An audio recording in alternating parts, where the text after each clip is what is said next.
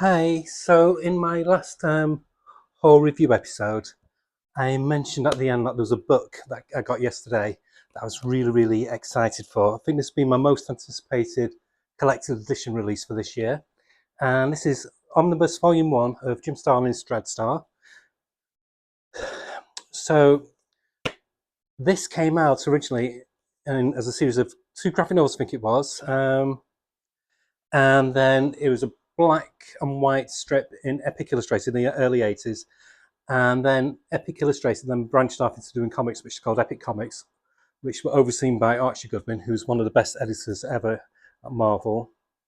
So this is going to be a series of 3 volumes so far, because after the initial 3 volumes, Jim Starlin then passed the mantle on to other writers. Peter David did quite a long run by First Comics.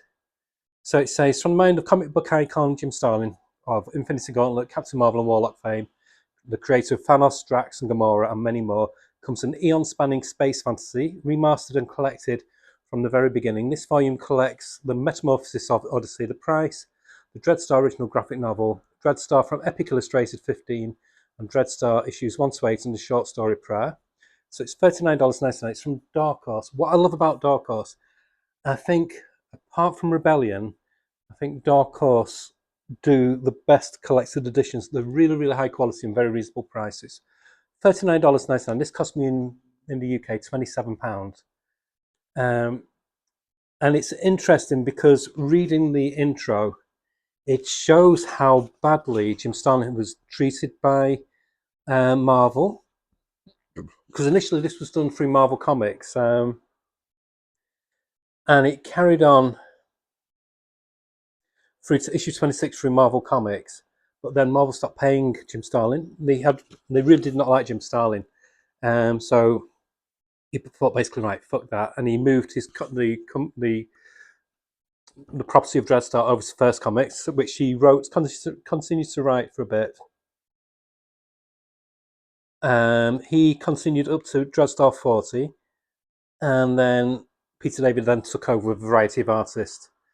And the initial art from this was done by Jim Starlin. This was one of the comics that made me realize there was more than just like superhero comics in the early 80s. When I was 13, 14, I realized there was a comic shop in Manchester called, it was at the time, it's now called Forbidden Planet, but at the time it's called Odyssey 7, and it was all the way down by Manchester University. I used to go there, I think I've mentioned this so many times, because there was this Greek place as well, what did a really good full English, well, full Greek breakfast, had everything. So I used to go to the comic, when I discovered the comic shop was, the Greek takeaway was next door to it. So I used to go to the comic shop, get what I want, and then get the takeaway afterwards. Um, but that's when I realised, wow, there's more than just what you can get. Because back then in the early 80s, you could still get comics from newsagents, which is actually where I did discover Epic Illustrated, because W.H. Smiths used to sell American comics, a select few, and Epic Illustrated somehow ended up being on there. So I was aware of Epic Illustrated as a magazine, but I wasn't aware of the comics. So they did what they used to call Baxter papers, these really high quality, on this really high quality paper. DC did a lot. They did Legion of Superheroes, Teen Titans, Camelot 3000, Ronin, and so on from DC. And Marvel basically just concentrated on Epic coming out in that format. So you had things like Coyote, Steel Grip Starkey, and Dreadstar, and Alien Legion, and a few others, which were in this really high quality, very great, really good. It's like I said, it's Baxter paper. I don't think they really do it now. And then the earlier issues of Dreadstar did end up getting available like on newsstands, done like an American comic paper format, a cheaper format, alongside Gru and ElfQuest. But yeah, it was Dreadstar that really caught my attention. But it wasn't the ongoing series. It was this story here, the black and white one. And that's where I first read about Dreadstar, because that was the strip that appeared in Epic Illustrated, which I shouldn't really have bought because it was for an older age group. But as I mentioned previously, we didn't have TV for ages, so my mum was racked with guilt because my dad was a very religious man, and he thought we can't watch TV; it's the tool of the devil. So my mum basically just allowed me to get more comics than what I normally would be afforded to get. So I had a bump in price of what comics could get each week. And so Epic Illustrator was one of the magazines that I used to get. And obviously, I used to get quite a few titles from the newsagents. And then when I discovered the comic shop, I got into Epic Comics because this was before Vertigo came out. And from Epic Comics, I then moved on to companies like Eclipse and First, which were the grounds for titles like Badger, American Flag, Boy, Scout, and so on and so on. So it was the early 80s, mid 80s were a fantastic time. This was like when the Teenage Mutant Ninja Turtles came out. So this is all entangled in. There's a lot of nostalgia here for me, but there was something special about Dreadstar. It was grand space opera. This was Jim Starlin without being fettered with, let's say, the continuity of a Marvel comic or the continuity of a DC comic. This is unfiltered Jim Starlin, so he could deal with his very abstract philosophical questions, what he introduced into comics like Warlock, Captain Marvel, where he introduced characters like Thanos and other ones like Eros, etc. But it was very trippy, very hallucinatory in some aspects. But like I said, it was a really, I'd say it's the best cosmic comic we've had since Jack Kirby's New Gods for sheer scope and inventiveness. And obviously, like I said, because he owned the characters and he owned the concept, he could do whatever he wanted. So it had like quite grown up questions about how we shouldn't be ruled by church and state and things like this, and how you should question authority. There's big power plays where under the guise of this fun cosmic space opera. So Dreadstar looks very much like a Green Arrow kind of character. And there's this character here, him. He's always great at doing alien characters. And yet, I've not read it yet, so I'm going to be reading. This is going to be my next thing to read, and I will give a review once I've read to see if it stands the test of time. But I think it will do. And I hope this encourages other companies to maybe look at other properties that have been lost in the sands of time, like Grimjack, Scout, Whisper, American Flag. To see those get repackaged for a new generation of people.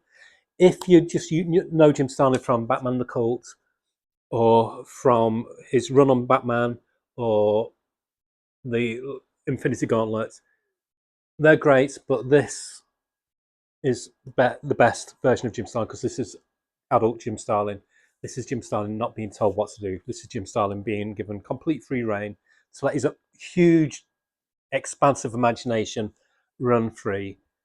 And what I will say as well, because it's in Dark Horse, the quality, and I love DC's line of like DC Finest and that lot, but the paper quality for the same price from Dark Horse is so much better. It's a really high quality, very clear production lines. There's no fuzziness or like bleed through with the colours.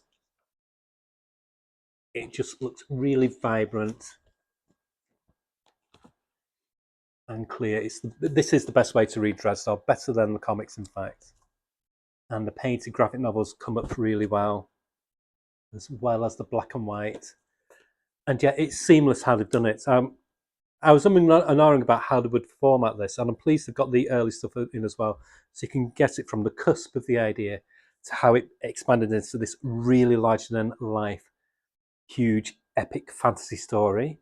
And like I said, there's going to be 2 more volumes after this, and then he said there's a question mark after that, whether he said he would like to honour Peter David and have his storyline released again for a new group of people to read it.